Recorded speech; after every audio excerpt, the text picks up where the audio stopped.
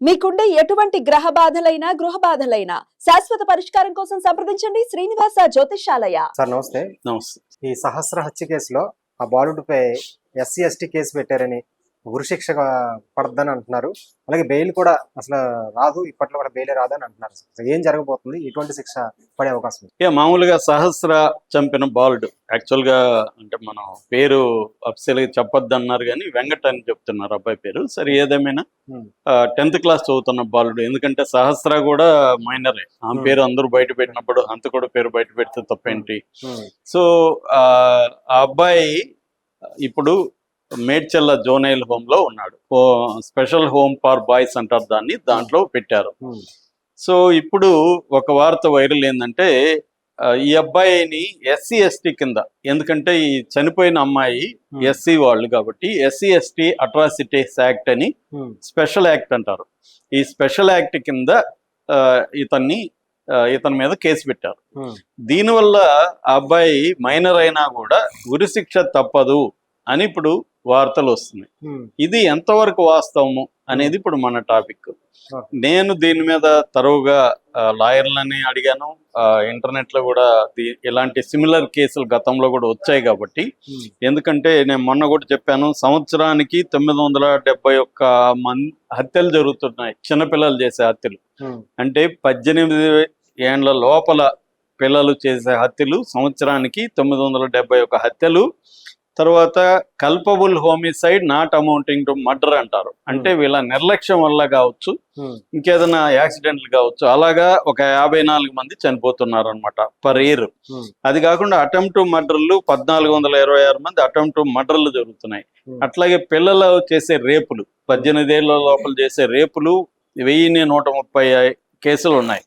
కిడ్నాపింగ్లు 2353 ఉన్నాయి పిల్లలు చేసి. ఇది పిల్లల క్రైమ్. మామూలుగా నేను ఇంతకు ముందు కూడా చెప్పాను, పిల్లల్ని క్రైమ్ చేసే పిల్లల్నేమో జువనైల్స్ అంటారు క్రిమినల్ కోర్టులలో.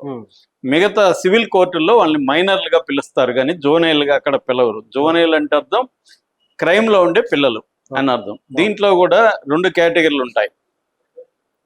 అంటే జువనైల్ ఈ 18 ఏళ్ల లోపల పిల్లలను నేరం చేస్తే వాళ్ళకి సపరేట్ చట్టం ఉంది. దాన్ని జువనైల్ యాక్ట్ బ్రాకెట్ లో care and protection of children juvenile act 2015. అది ఎప్పటి నుంచో ఉంది. 1850 నుంచి అప్రెంటిస్ యాక్ట్ అని, రిఫార్మేటరీ స్కూల్ యాక్ట్ అని, మద్రాస్ చిల్డ్రన్ యాక్ట్ అని, జువనైల్ యాక్ట్ అని మనకి ఎవాల్వ్ అవుతా వచ్చి 2015లో జువనైల్ జస్టిస్ యాక్ట్ జేజే యాక్ట్ అనేది ఏర్పడింది. దాని తర్వాత ఈ చట్టానికి 2021లో ఒక సవరణ కూడా జరిగింది. మనకి ఈ చట్టము మనం ఎలా రూపొందించామంటే యుఎన్సిఆర్సి అని ఉంది, United nations convention on children అనేది 1982లో చిల్డ్రన్ రైట్స్ సంబంధించి ఐక్యరాజ్య సమితి కన్వెన్షన్ ఉందన్నమాట. దానిలో మనం కూడా సంతకం చేసాం. ఆ కన్వెన్షన్ లో దాని రూల్స్ ని బేస్ చేసుకొని మనం కూడా చట్టం చేసాం. ఈ చట్టం కింద పిల్లల్ని 2 రకాలుగా విభజిస్తారు. చిల్డ్రన్ ఇన్ నీడ్ అంటే క్రైమ్ వాళ్ళు చేసినప్పటికీ వాళ్ళు నీడ్ లో ఉన్నారని. రెండోది children in conflict with the law అంటే వీళ్ళకి కొంత నాలెడ్జ్ ఉంటది, వీళ్ళు క్రైమ్స్ ఎక్కువ చేస్తారు. ఇందులో 3 రకాల క్రైమ్స్: పెట్టి క్రైమ్స్, సీరియస్ క్రైమ్స్, హెయినస్ క్రైమ్స్. ఈ హెయినస్ క్రైమ్స్ అనేది చంపడము, రేప్ చేయడము, కిడ్నాపింగు, అబ్డక్షను, ఇలాంటి వాటిని హెయినస్ క్రైమ్స్ అంటారు. మళ్ళీ దీంట్లో ఫిట్టింగ్ ఏంటంటే 16 నుంచి 18 ఏళ్ల లోపల, అంటే 16 సంవత్సరాలు దాటినాక 18 ఏళ్ల లోపల ఉన్న పిల్లలు నేరం చేసినప్పుడు జువనైల్ జస్టిస్ బోర్డు అంటారు. ఈ వీళ్ళకి కోర్టు బదులుగా జువనైల్ జస్టిస్ బోర్డు ఉంటది. ఈ జువనైల్ జస్టిస్ బోర్డులో వీళ్ళని ప్రవేశపెట్టినప్పుడు 16 ఏళ్ల పై నుండి 18 లోపల ఉన్న పిల్లలు హత్యలు కానీ రేపులు కానీ చేసినప్పుడు అక్కడ ఉన్న జోనల్ జస్టిస్ బోర్డు జడ్జి వీళ్ళని అడల్ట్ గా ట్రీట్ చేసి ట్రయల్ చేయండి అని చెప్పచ్చు. అప్పుడు వాడు అలర్ట్ గా ట్రీట్ చేసి వాళ్ళకి ఉరిశిక్ష కానీ లేకపోతే ఇంకా మరణశిక్ష యావజ్జీవ కానీ పడుతుంది. కానీ 16 ఏళ్ళ లోపల ఉంటే ఇది కుదరదు. జడ్జి కూడా అడల్ట్ లాగా ట్రీట్ చేయడానికి లేదు, వాళ్ళని కిడ్ గానే ట్రీట్ చేయాలి, జోనైల్ గానే ట్రీట్ చేయాలి.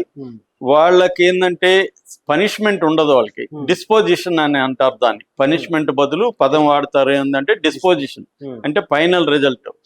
వాళ్ళకి ప్రధానంగా ఏంటంటే ఈ జోనల్ జస్టిస్ బోర్డు లక్ష్యం ఏంటంటే ఇటువంటి క్రైమ్ చేసిన పిల్లల్ని రిహాబిలిటేషన్ చేయడం, అంటే వాళ్ళని సైకలాజికల్ గా వాళ్ళకి ట్రీట్మెంట్ ఇప్పించడం, వాళ్ళని మానసికంగా మార్చడం, రిహాబిలిటేట్ చేయడం. రెండోది రిఫార్మేషన్ చేయడం, వాళ్ళ బిహేవియర్ ప్యాటర్న్స్ లో మార్పు తీసుకురావడం.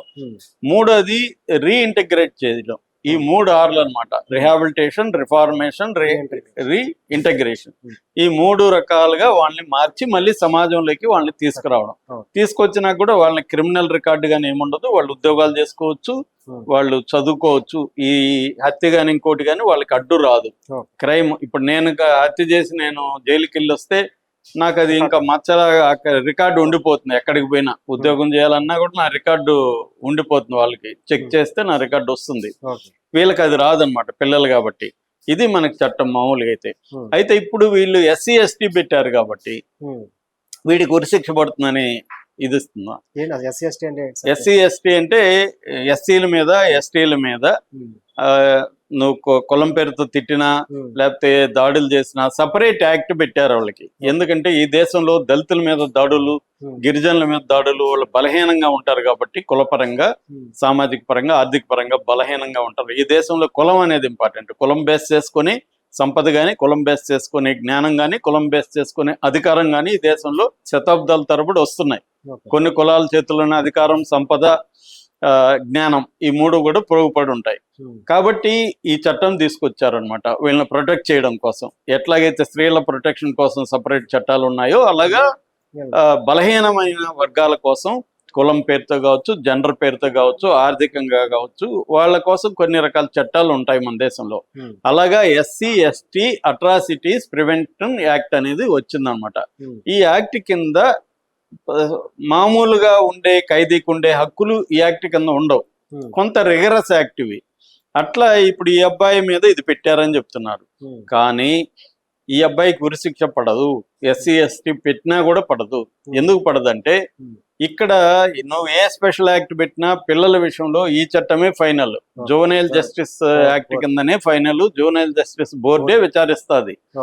SC ST పెడితే ఇంకొంత స్ట్రిక్ట్ గా చూడొచ్చేమో కానీ వాళ్ళని అడల్ట్ లాగా ట్రీట్ చేయడు. SC ST పెట్టినంత మాత్రాన వాళ్ళు జోనల్ గానే ట్రీట్ చేస్తారు.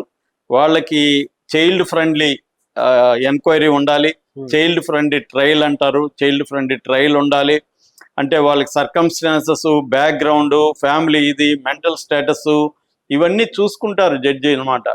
అంటే పిల్లవాడి క్రైమ్ చేశాడంటే ఈ నేపథ్యం అంతా చూస్తారు వాళ్ళు. ఇప్పుడు ఈ అబ్బాయిది బ్రోకన్ ఫ్యామిలీ, వాళ్ళ నాన్న కిరాణా స్టోర్ పెట్టి మూసేశాడు, అమ్మ చిన్న ఉద్యోగం చేస్తుంది, ఆర్థికంగా బలహీనంగా ఉన్నారు, 2 అక్కలు ఉన్నారు, వీడు బక్కగా ఉండి పిల్లలంతా ఎగజాతి చేయడం వల్ల వీడు ఇన్ఫీరియారిటీ కాంప్లెక్స్ గురైపోయి లోన్లీగా ఉండడం మొదలుపెట్టి క్రైమ్ సిరీస్ చూడడం మొదలు పెట్టాడు. ఇవన్నీ పరిగణలోకి తీసుకుంటారు జడ్జి గారు. తీసుకొని ఈ అబ్బాయికి రిహాబిలిటేషన్ కల్పించాలని చెప్తారు తప్ప ఈ అబ్బాయిని SC ST కింద ఉరి తీసేయమనో లేకపోతే యావజ్జీవము వేయలేదు ఇప్పటి వరకు కేసుల్లో. కాబట్టి దీంట్లో కూడా వేయరు. మహాంటి ఈ అబ్బాయికి 3 ఏళ్ల పాటు అక్కడ హోమ్ లో ఉంచి ఈ అబ్బాయిని రిఫార్మ్ చేయడానికి ఈ అబ్బాయికి అక్కడ ఎడ్యుకేషన్ ఇస్తారు. స్పోర్ట్స్ ఉంటది, యాక్టివిటీస్ ఉంటది, కల్చరల్ యాక్టివిటీస్ ఉంటది, తర్వాత ఈ అబ్బాయికి సైకలాజికల్ కౌన్సిలింగ్ ఉంటది. ఇవన్నీ అబ్బాయికి ప్రొవైడ్ చేయమని చెప్తారనమాట. ఇదే జరుగుతుంది తప్ప SC ST పెట్టినంత మాత్రాన ఉరిదీస్తారు అన్న అభిప్రాయం ఏదైతే ఉందో అది అబద్ధం. ఈ అబ్బాయికి ఎటువంటి ఇది లేదు. అబ్బాయి నిజంగా కానీ దీని ఆపర్చునిటీకి ఉపయోగించుకుంటే అబ్బాయి గోల్ CID అవ్వాలంటున్నారు. రేపు నిజంగా కూడా అవ్వచ్చేమో చెప్పలేము. ఎందుకంటే ఇలాంటి సిమిలర్ కేసుల్లో కొన్నిట్లో మనం చూస్తే పిల్లవాళ్ళు జైలుకి వెళ్ళి మళ్ళీ బాగా వచ్చే సమాజంలో సాఫ్ట్వేర్ ఇంజనీర్లుగా, ప్రొఫెసర్లుగా, రకరకాల వృత్తుల్లోకి వెళ్ళిన సందర్భాలు ఉన్నాయి మనకి. అలా కూడా అవ్వచ్చేమో చెప్పలేము మనం. Thank you.